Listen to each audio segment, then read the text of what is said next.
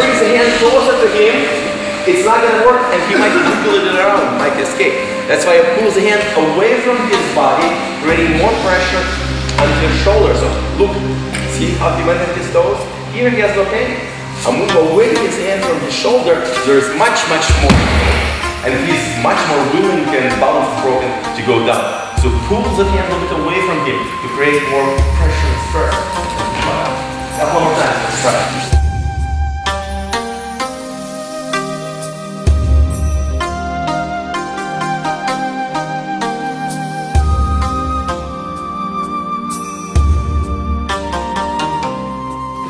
Behind you and pulls the knife. Either this way or, well, let's try to start with this. This is bad because I cannot see his eyes. I cannot communicate with him. So, and there's much less techniques I can do with this movement. Because I'm very limited. One little mistake, he might flush my throat, plus he has a leverage to control me. So, I have to do whatever he's saying. If he wants the keys for my car, I will tell him, I have a nice Mercedes parked, I'll give you my keys. Oh, I have a beautiful girlfriend waiting inside the car. So I have to raise those hands up. I need those hands to get closer to the knife. Okay, and I have to be calm. I don't want to be jerky movement, I have to be calm and relax. You have nothing to lose because you're going to lose your life anyway, so you have to relax. So you have to relax. Now the difficult part is to bring this knife, pull it as far away from the neck as possible and lock it. Okay? That's important. So here, trap it tight. Now, once you trap it, you have to finish him, and it's very hard to finish him in this position. So the only thing you can do is either throw him using classically a hip throw or step to the side. So look at the hand, still stuck. The minute this hand is away as I'm throwing him, he, by accident, he might flush my throat, just by accident. Even so everything is going smooth, but by accident, he might kill me. So that's why from all the way to the end, I control this hand, all the way to the end. And it's probably not going to be as pretty, it's not going to be a beautiful throw done, but who cares, you know? So one more time, put the knife in here. I raise my hand and calm and relax, and also I'm sending him this vibe that I'm calm, I'm ready to cooperate, bring it tight, and just see this hand stuck in here. I want to wait till the last moment till I pull it up. Okay? Very important, control it. Till the last moment. Let's do it very slowly. Doesn't matter what kind of throw you do, doesn't have to be good, as long as you get him away from it. One chance. That's it. And if you're lucky doing it, then you don't have to go through more heads. So one more time. You're here, raise the hands, then slowly control it. Again, it doesn't have to be a nice hip throw in here. Could be a little turn of the body, a little variation, okay? Because if you do a nice classical hip throw, you might lose him in the air. It's much better to do tight control. Let him slide, let him fall. Let him slide as long as you have this nice tight control.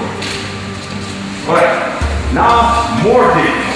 When he extends the hand to the ground, that's bad. Because I have nothing to drop. This is very dangerous. Because now I truly have to do a lot of negotiations with him. And I cannot see his eyes. I don't know what's happening behind me. I don't know who I'm dealing with. So the first step again to give him the keys as I'm raising the hand, showing him what my hand is free. But also give me a chance to rotate. This requires quick rotation. Rotation doesn't matter which direction I go. See how I rotate? By stepping and turning, he might cut me a little bit, but he's not going to stop my spine. Okay? So, keep the hands here. I rotate and take down. This is probably the most dangerous technique for you. Because, like I said, you don't see him. You don't know who he is, you cannot look into his eyes. You don't feel any connection that you can hold him. So there is very little room for mistake. And it doesn't matter which direction you can go, because even if I go in this direction, still I can do my techniques as long as you get out of the line of the knife. So it doesn't matter. So if we go this direction, my hand drops. and then like a knife cutting here, and with my own bicep and shoulder, I lock the knife so it doesn't move. Okay? That's why I'm here, step and lock. Okay? And always then come back. If I go same, we hold the same hand, and I for some reason go to this, I don't know which hand is holding, I have no idea. So as I'm turning, then I can attack you and do this way. Okay? Both ways, you have to try both ways, because you don't know which hand is holding. You can't just look back, you get nervous if you look at it. Maybe he doesn't want you to see him. He wants to rob you, he doesn't want to see, so you don't see his face. So you can't disturb him, you just have to react. Okay. Let's try it. Try it both sides, right side and left side.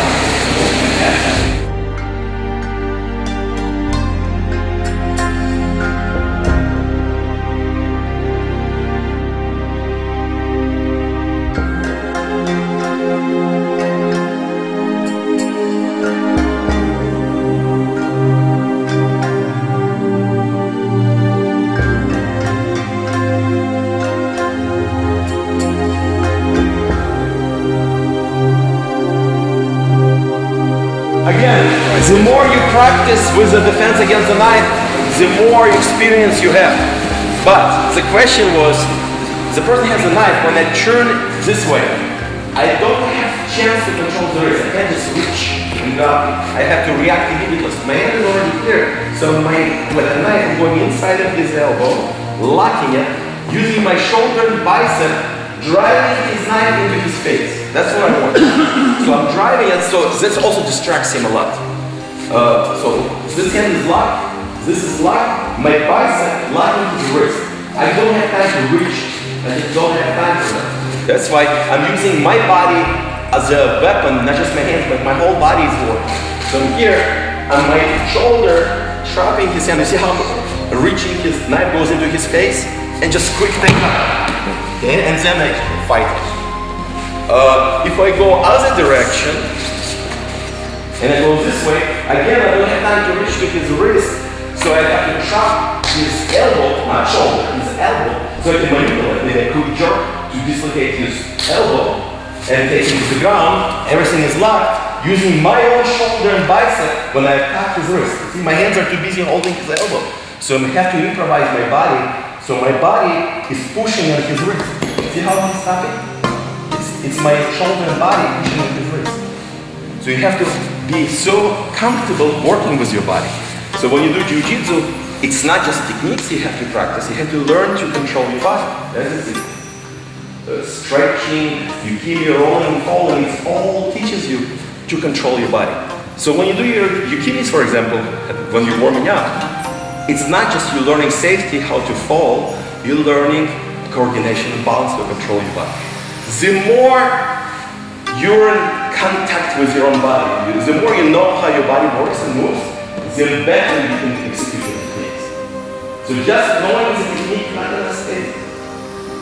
Knowing about your body, knowing strengths and weaknesses about your body, what your body can do, are you flexible, how's your endurance, because you fight somebody on the street, in 10-20 seconds you'll be and you're done, okay? So you have to know your endurance level, your strength, flexibility, your strengths and weaknesses. So you know what to expect and you know, okay, it didn't work in 10 seconds, should I run now? Because in a minute later I'll be dead tired because my endurance is gone, obviously I have weakness in my lungs or heart. So if you cannot finish your opponent in 10-15 seconds and you have a second plan of action, it's time to run. Because if he's a good grappler and he does Brazilian Jiu-Jitsu and he pulls me to the ground, I'm in his territory. If you're fighting standing and I'm a good karate guy, I want to keep him away so I will play my game, or a good boxing. So you always play your game. You don't play his game. You don't play attacker's game. You play your game, what you're good at. And if your endurance is weak, and you do your striking, and 10 seconds later, he's still standing and looking at you, guess what? It's time to run. Yeah. We always think strategy is very, very important. So it's learning about your body's strengths and weaknesses and limitations.